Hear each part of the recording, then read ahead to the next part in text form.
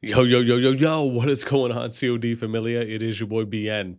Today, we are going to be talking about Kingdom 61, EIS, and why is it that they have opted, like a handful of others, or quite a few others have, to lean out, to effectively migrate out of 61, head to a dead kingdom, essentially do a rebuild, and is this going to have potential negative repercussions on the game if this trend continues? And then what does the R5 Dark of VIS have to say on why exactly it is that they did opt to move and where did they go? That's what we're going to be talking about today. As always, if you enjoy the content, make sure you throw us off because it helps out a lot. So let's first start off with looking at Kingdom 61, which is where we are now. And then we're going to hear from Dark.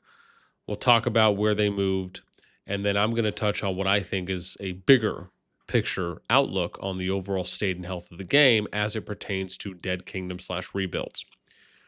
So here, if we go in, we can see that EIR currently is, I believe, the renamed, and you can see right there at 9.1, right there's, again, out of 200 spots, I got about 84 open at the moment. Nothing's really changed. Outside of, again, some people just aren't there anymore and then just less players, and they did a name rebuild, or I should say a name rebrand. And the current state of 61, again, from what I'm hearing, there will be more people that will migrate out and head to the new kingdom. And then there will be, I believe Dark had told me there was going to be a tie group left over, and they'll essentially be kind of running and managing things there and then deciding on, kind of what next steps will be. Will they try to bring more people in? Will they just play with what they have? Will they eventually leave and go somewhere else? Time will tell. Now let's go ahead and take a look at some words here from Dark that he was kind enough to share with me. And so as we transition, one of the initial topics, because this is what I had heard from some people, is that EAS was dipping out on their team leadership and others planning to migrate out, didn't tell anyone. Now, obviously, based on what Dark says, and you'll see that for yourself, and then again, you guys can decide for yourself at that point, right? He says that's not the case. So he says, no. And again, I reached out to Dark. This is the response he gave me. Permission to share. No, the devs really are incapable of making systems that work. And this is me asking him, hey, why move out, right? Was it the only option that you guys felt was really there for you at your disposal? So since devs really aren't capable of making systems that work, they allowed us to recruit big for one season. I personally assumed the cap was set super high to allow 2 or more teams in a single server. Now, keep in mind, this was back when we had that infamous uncapped season. That was a number of seasons ago. This was back when even TFS was hitting basically about 40 billion power in Kingdom 23. And a number of others as well exceeded that kind of 22 to 23 billion power cap.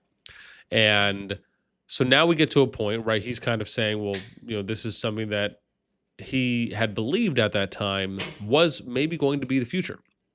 Then after we recruited everyone, they dropped the cap to 22 billion power while we were at 32 billion power. Also, with so much space in the server, some people slipped in who weren't invited, etc. Since they don't have an accept an application system and you have to open the server to let people in. Now, obviously, this is something that we've touched on a number of times, right? Where you guys know I'm a huge advocate and have been a major proponent for constantly talking about how I believe they just need to have a pure accept deny system, right? Just get rid of everything else, keep it super simple, and you just make it so every single player, regardless of power, has to apply to the kingdom, and every single person that applies has to either be accepted or denied.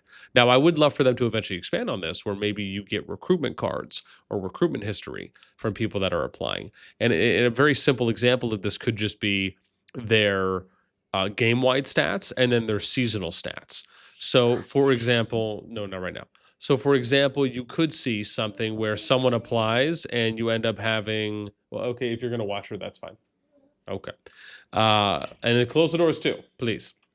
So, if you, for example, end up having a situation where someone applies and you can click on their profile and it'll tell you what their performance numbers were the last season, right? So, it could say something like merits, kills, deads, heals, right? What was maybe plus minus on power gain, maybe build time, uh, did they participate in any raids, etc. And then maybe you could also see what their season to season stats were, and maybe an overall, right? So kind of what's their overall average on participation, right? So you kind of get a baseline, but maybe you could go back and look at maybe their last 2 to 3 seasons of performance.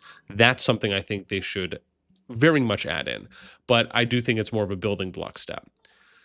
So then we get in, right? This led to overcrowding. We kick people who don't meet standards open season. Plus, there is natural burnout from the game, and people quit the game. This led to a lot of dead cities on our server as people who quit stayed, and people who got kicked quit the game rather than pay the migration cost. Even though we are only like 600 million power over teams like Echo, we are the only red top server in the game. All others are orange with space, right? Keep in mind, right? This was based on at that time. However, I think this leads to a very important point where Dark mentions this led to overcrowding. The challenge is that with the way the current system is set up, it doesn't really allow for you to recycle or to kind of thin out, right? Or to maybe police isn't the right word, but essentially, maybe recycle is the best word really that I could think of. That might be the nicest and most fairest. But the idea being is that if you have players that are in your kingdom that have strong enough accounts that will factor into your overall kingdom power, that factor into your kingdom status, that can affect how many open spots and how much power you can bring in through migration, along with what your KVK matchmaking or your MMR rating will be, it's a big deal. It's a huge thing. And the current system, as it stands, doesn't really have any measures to address this. For example, you can't kick people out of your kingdom. You can't, as another solution we thought of, right, which is do something where you allow for the king or queen to register alliances for KVK. That would also hugely impact the KVK matchmaking. You don't have an accept deny system where every single person has to apply that allows for you to control the kingdom power and your cap, along with how much migration space you have or not. I mean, just those two solutions alone address both of the major problems. But the challenge, once again, is that even if you do that, you could still run into the same situation of, okay, well, you have these two systems in place. It has helped out a lot, but you don't really have a way to remove players from the kingdom that would factor into the kingdom power that applies to your kingdom migration status, right? If you're normal, active, crowded, or full. And so that obviously is something that still needs to be addressed. And even though they are coming out with an accept deny system, that's great. They still need to address something on the KVK side where, like I said, I would love just to have them do something where the king or queen just selects, hey, I want these alliances to come into KVK with us, and those are going to be the ones that we sign up for during the registration period. So that way it's not calculating your kingdom power based on people that are not actually most likely going to contribute and participate. And so I think those are still some things that the game needs to address. But they've at least addressed 1 out of 3 of them with the upcoming accept deny system, depending on when that will be released, which would be great if it ends up being this upcoming update. But now that I'm thinking about it, I can't recall exactly. I just know they talked about it in the dev Q&A. So it probably won't be. It'll probably be maybe the next or third update from now. But if it comes out sooner, fantastic. So then we get to the last part here, which is, so it was necessary to move since there was so much dead weight accumulated in the server. The devs refused to give us ways to solve for. Again, as we talked about, we have many who choose to stay back a season and save permits and move to us season after. Since we have a cap of 150 members, we can bring in a season.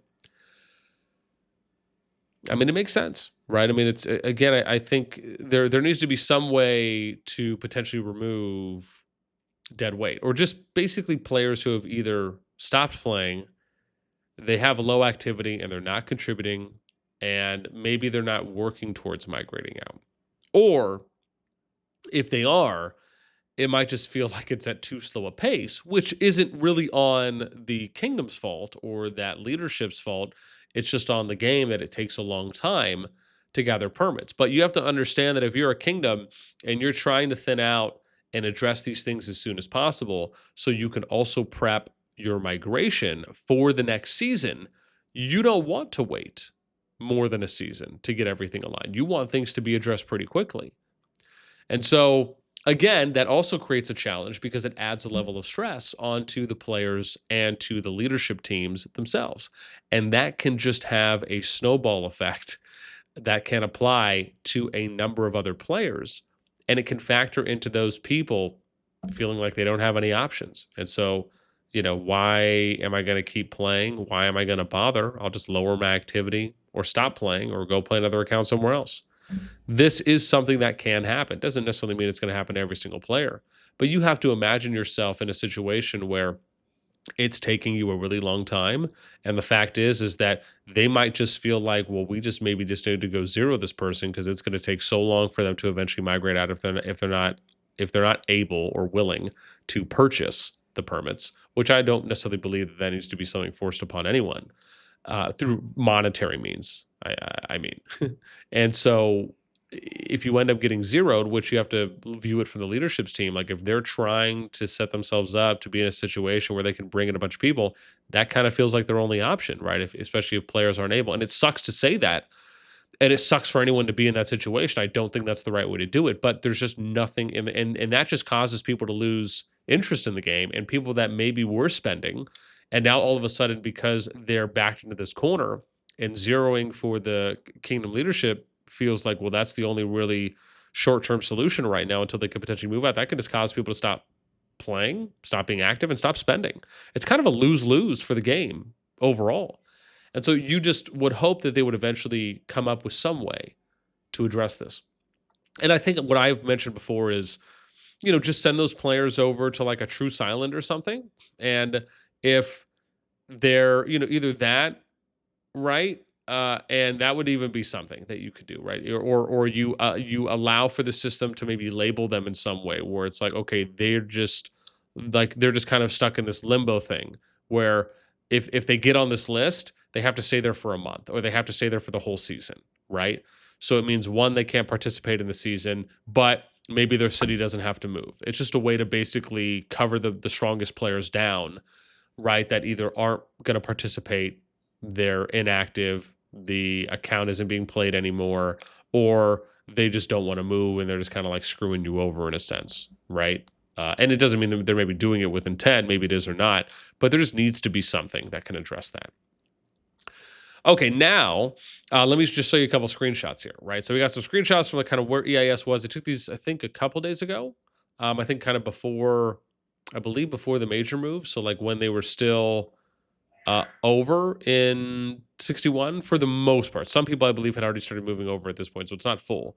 And then we got kind of where they ended up, and we'll show that in game too as well. But now you can kind of see with the name change, right, to the EIR. And then this is, I think that's where they were at. Yeah, there we go. This is where they are at. And then this is where 61 is. Yeah, because I just showed you guys that. So we'll just kind of go back and keep it simple. So let me show you now.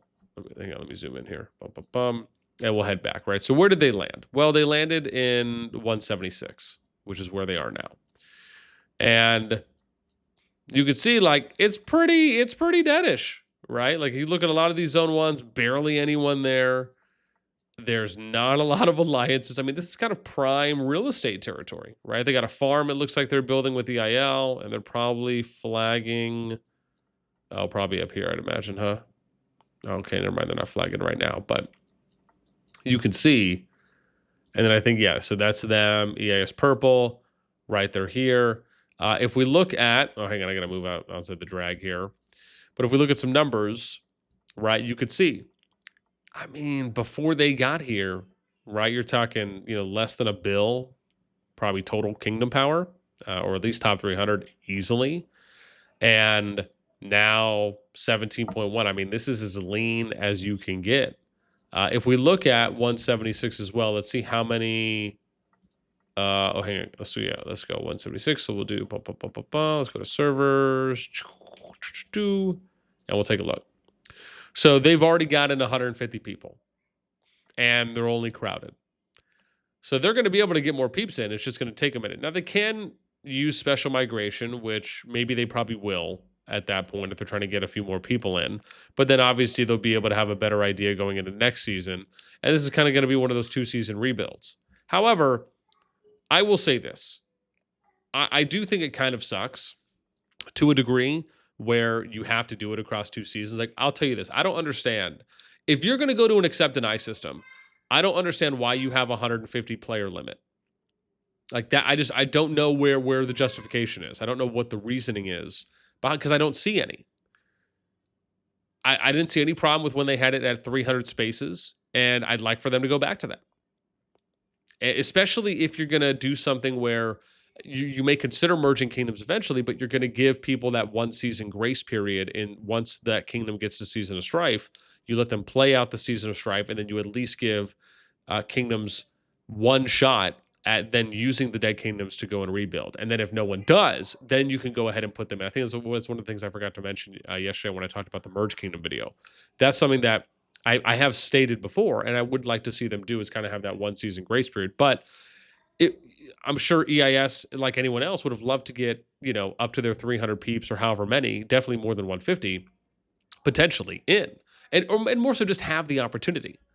And so, again, I'd like to see them go back up to 300. I didn't see anything wrong with it. And like I said, especially if you're going to this accept and I system, it seems like it probably will be.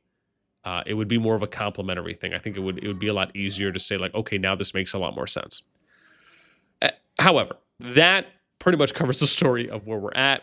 Talks about what I think are some challenges, as well as just where EIS is going. Wishing them the best, just like anyone else who is doing a rebuild. And obviously it sucks to see, because I think anytime you are doing a rebuild and you do a mass migration out, it is always going to have some kind of negative effects and after effects that will happen. And it's not necessarily to the fault of anyone. It's just because of it is what it is. However, I'd love to hear what you guys think, right? Is this shocking to you with EIS? Shocked maybe they went to 176, shocked they left. If you found yourself in a similar situation, what do you feel like your options would be, right? Would you stay, ride it out, hope things are going to get better?